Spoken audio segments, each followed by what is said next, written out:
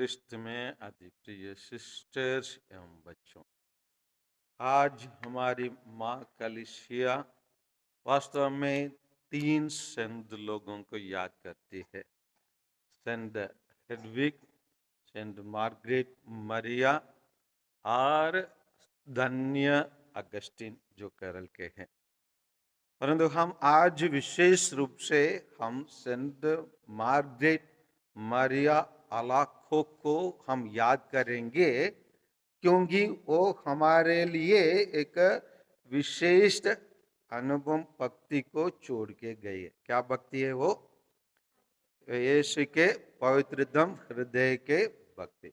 इसको हम कब करते हैं?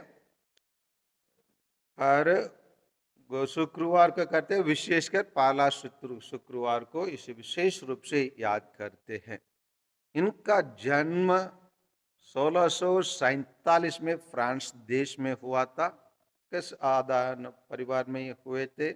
ये उनके 7 बच्चे थे, ये कहा जाता है 500 बच्ची थी। और ये विजिटेशन नाम के एक समाज में सिस्टर बने।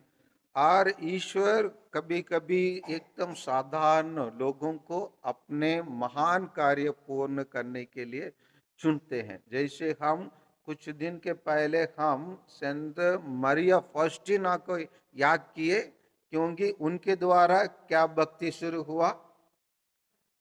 डिवाइन मर्सी प्रार्थना शुरू की। वो क्या सिस्टर थी? एक साधारण सिस्टर है ना, किचन में काम करने वाली, बागवानी देखभाल करने वाली थी।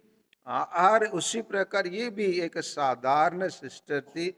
और ईश्वर विशेषकर इसके लिए दर्शन देकर अपने पवित्र हृदय को प्रति भक्ति बढ़ाने के लिए उसका महत्व को बताए कि ये इस प्रभु यीशु का तस्वीर, पवित्र हृदय का तस्वीर जिस भी घर में टंगाया जाएंगे और उसको सम्मान किया जाएंगे, उनके लिए ईश्वर की कृपा और मुक्ति निरंतर मिलते रहेंगे बोलकर इस तस्वीर को याद करने के लिए, लगाने के लिए और उनके प्रति अपना भक्ति बढ़ाने के लिए बताया गया था। और विशेषकर उनको पहला गुरुवार की रात में रात को 11 और 12 बजे तक विशेषकर आराधना, मतलब परम प्रसाद के सामने आराधना, होली आवर करके,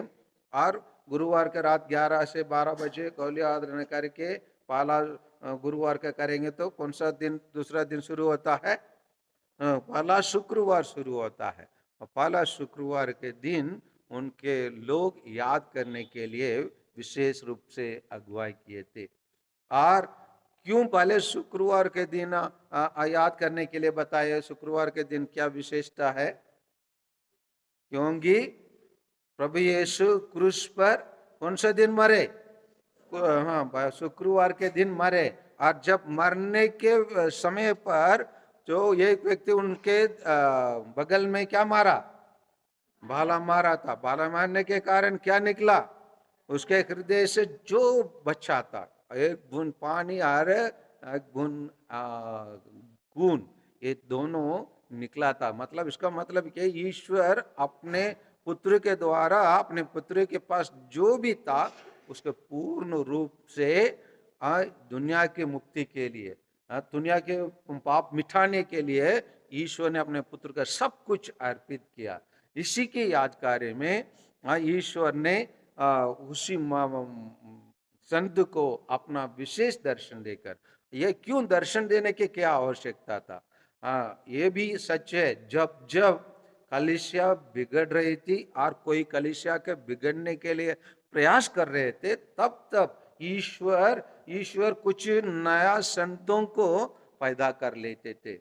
जैसे 15-16 शताब्दी में जब प्रोटेस्टेंट रिफॉर्मेशन शुरू हुआ, उसी टाइम पर कलीसिया को उनके हाथों से बचाने के लिए Saint Francis de Sales, Saint Ignatius Loyola, इसी प्रकार संत लोगों को ईश्वर ने पैदा किया और कलीसिया को उनके हाथों से बचाया। उसी प्रकार जब यहाँ उसी के कैल्विनिस्ट और जैनिस्ट जॉनियन लोग जब यूरोप और विशेषकर इंग्लैंड एंग्लिकन चर्च के लोग और अन्य लोग और